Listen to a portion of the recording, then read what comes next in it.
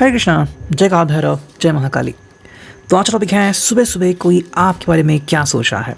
Okay, 2 सितंबर के लिए हम करने वाले हैं रीडिंग। आज है शुक्रवार एंड हमारे सामने है टोटल 4 ऑब्जेक्ट्स। ये 5वां दिख रहा है लेकिन इस साइड में है, ठीक है। 1 2 3 ओरेकल और ये है टैरो।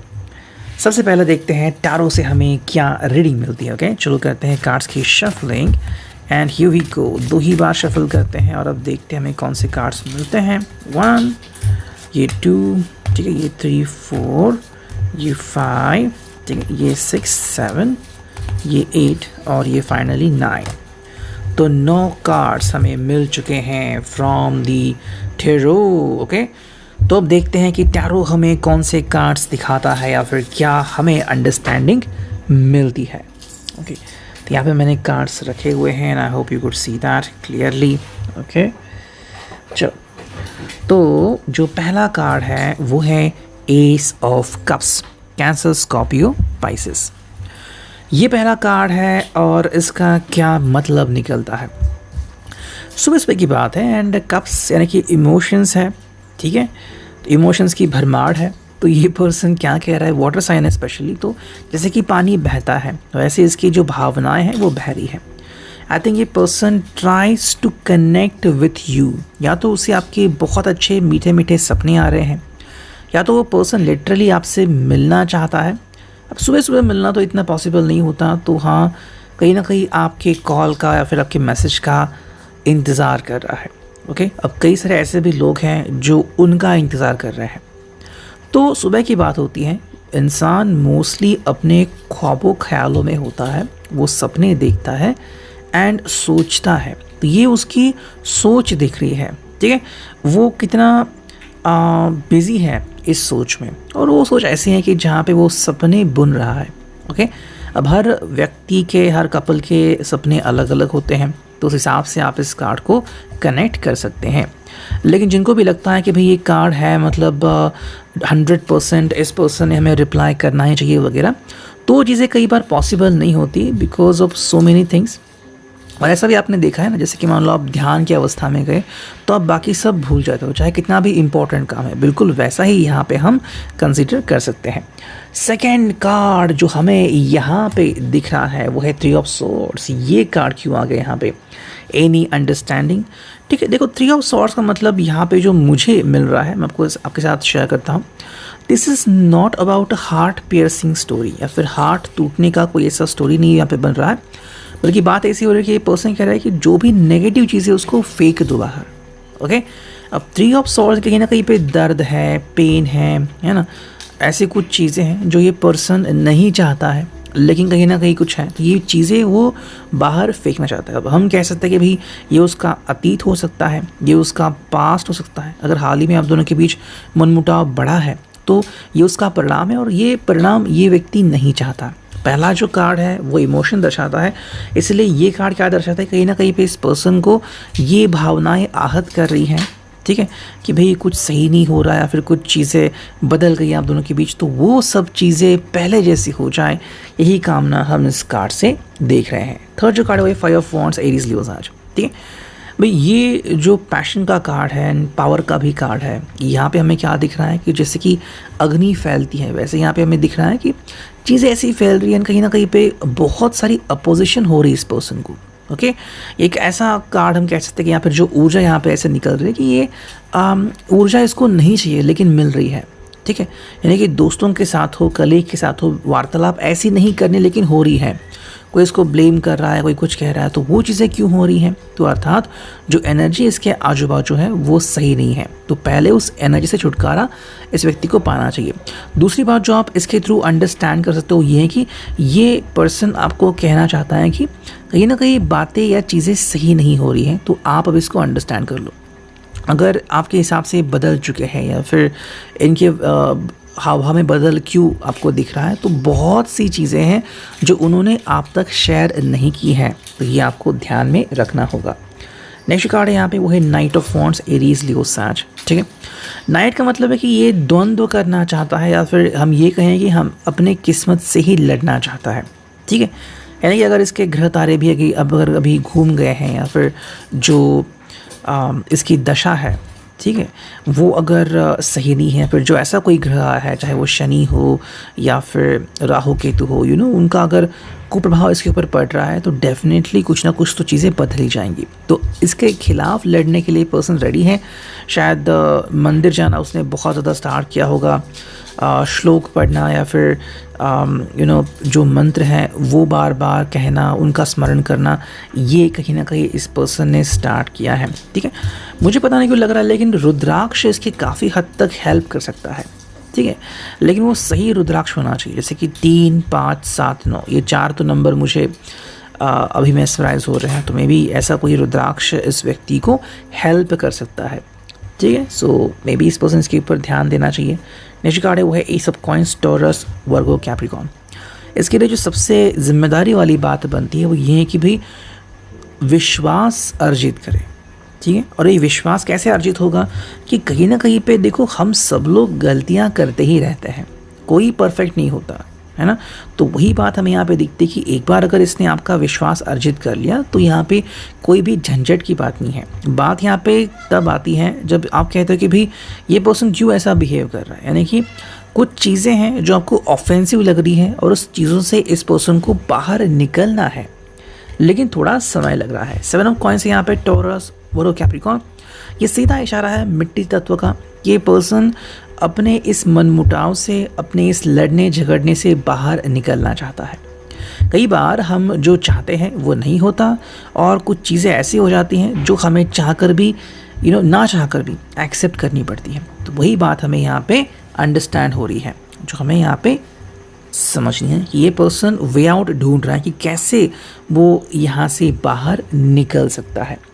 नेक्स्ट कार्ड हमें मिला है वो है द हर्मिट, यानी कि भाई वर्गो ये कोशिश कर रहा है और यहाँ पे एक साफ चिंतन हमें अंडरस्टैंड हो रहा है कि इस व्यक्ति को गुरु की ज़रूरत है। अब ऐसा गुरु जो इसको मार्गदर्शन करे। ठीक है, हर्मिट का मतलब यहाँ पे गुरु हो सकता है, फिर एक बहुत ही अच्छा दोस्त जो सही दिशा बताए, साथ में एक बहुत ही अच्छा काउंसलर भी हो सकता है। ठीक है, कहीं ना कहीं यहाँ पे जो पर्सन जो बाएं दाएं मुड़ रहा है, गलत फैसले ले रहा है, यहाँ पे इस पर्सन को रुकना है।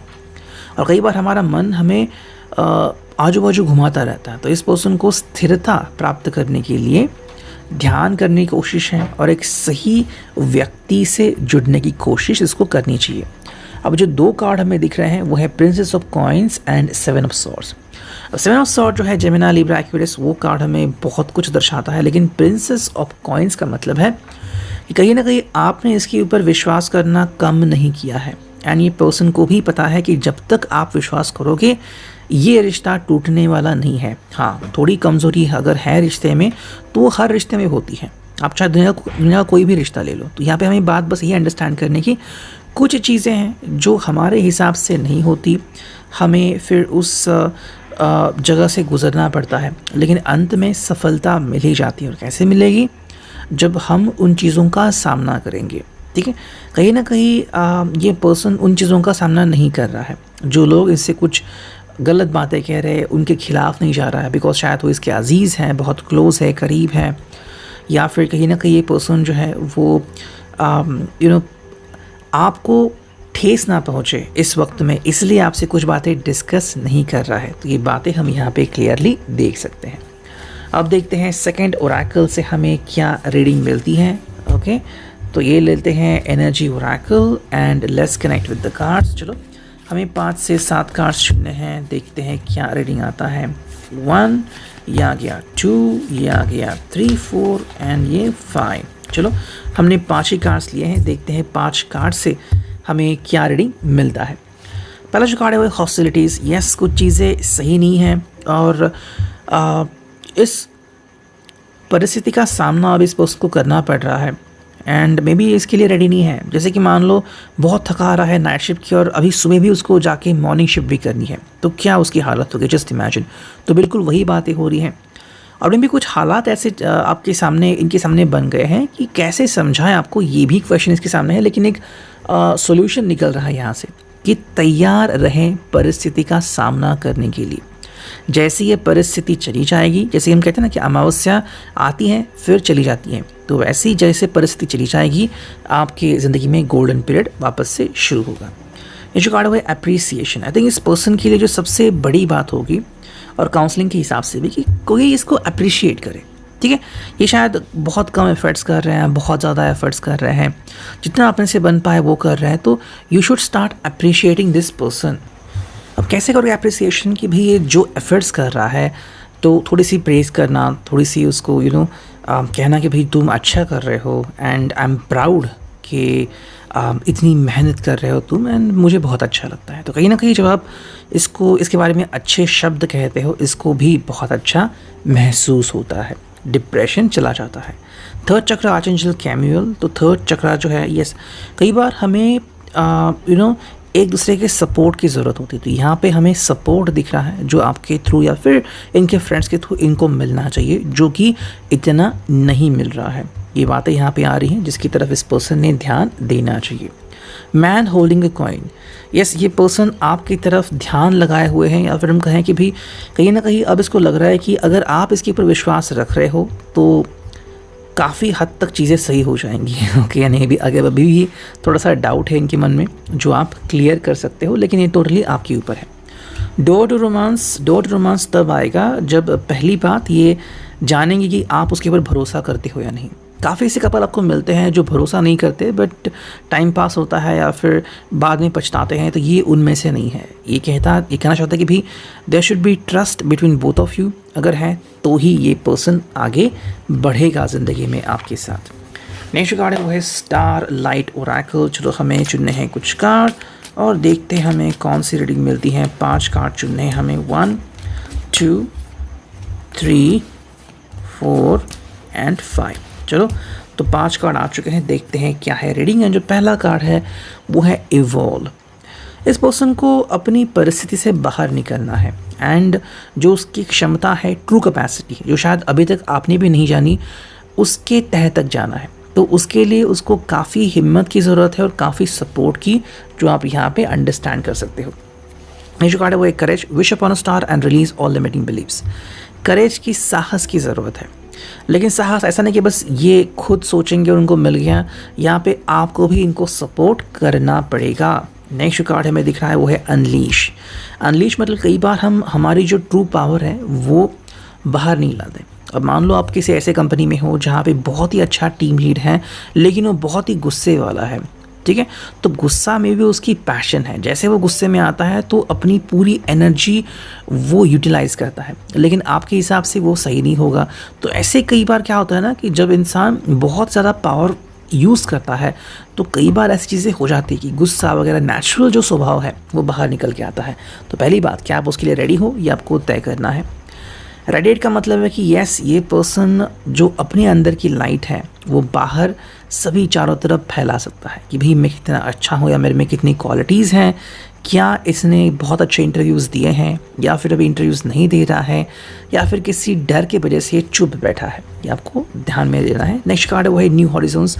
Old veg won't open new doors, यानी कि भाई कहीं ना कहीं पे नई शुरुआत अगर करनी है तो नए सिरे से आगे बढ़ने की ज़रूरत है, जो इस पर्सन को 100% करना ही है। और अब देखते हैं इस ओरेकल से हमें क्या रीडिंग मिलती है। चलो ये आ गया सेकेंड, ये आ गया थर्ड, ठीक है, ये आ गया फोर्थ एंड एक फाइनल 5, ठीक। यहाँ से भी हमने 5 कार्ड लिए हैं, देखते हैं क्या रीडिंग मिलता है। पहला जो कार्ड है वो है Mahatma energy. Build your light body, accelerate your ascension. कहीं ना कहीं इसको ध्यान करने की ज़रूरत है, स्पिरिचुअलिटी से कनेक्ट करने की ज़रूरत है। जब हम सोचते हैं कि भाई मेरे फिज़िकल लाइफ में ही इश्यूज़ हैं, ऐसा नहीं होता। जब हमारा स्पिरिचुअल लाइफ डिस्टर्ब होता है तो हमारा ध्यान नहीं लगता, हम गलत डिसीजन ले सकते हैं। तो यहाँ पे हमें फोकस करने की ज़रूरत है। तो जैसे कि यहाँ पे महात्मा एनर्जी दिख रही है, बहुत ही बड़ा यहाँ पे हमें एक ग्लो दिख रहा है लाइट का, तो उसी तरह से इसको ध्यान, चिंतन, मनन, जो धार्मिक ग्रंथ हैं उसका पढ़ना, मन को शांत करना, ये उसके लिए काफ़ी प्रायोरिटी वाला हो सकता है। नेक्स्ट कार्ड है क्रिएटिव सॉल्यूशंस।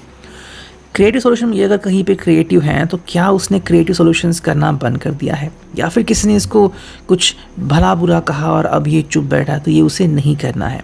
बहुत से लोग हमें ऐसे मिलेंगे जो हमें दबाना चाहते हैं, जो हमारे पावर को बंद करना चाहते हैं, लेकिन हमें उनकी नहीं सुननी है। नेक्स्ट कार्ड है वो है मैनिफेस्ट योर ड्रीम्स। सपना जो हमने देखा है, जो हम सब देखते हैं, हाँ ऑफ कोर्स हर एक का अलग अलग सपना होता है, तो हमें वो सपना पूरा करने के लिए बहुत प्रयास करना है। नेक्स्ट कार्ड है न्यू अपॉर्चुनिटीज़। नई उपलब्धियां हासिल करनी हैं और नई उपलब्धियां आती भी हैं, उसकी तरफ ध्यान देना है। एंड जो फाइनल कार्ड है वो है एनलाइटमेंट। फाइनली क्या इंपॉर्टेंट है, मन शांत होना और हमें हमारा उद्देश्य सामने दिखना, राइट। फिर चाहे वो आध्यात्मिक हो या फिर प्राकृतिक हो या फिर स्वाभाविक हो या फिर प्रैक्टिकल हो, ठीक है। तो इसके तरफ इस पर्सन को जाना चाहिए, ध्यान भटकना नहीं चाहिए, जिसमें आप उसकी हेल्प कर सकते हो। Reading I hope it resonate. Thank you.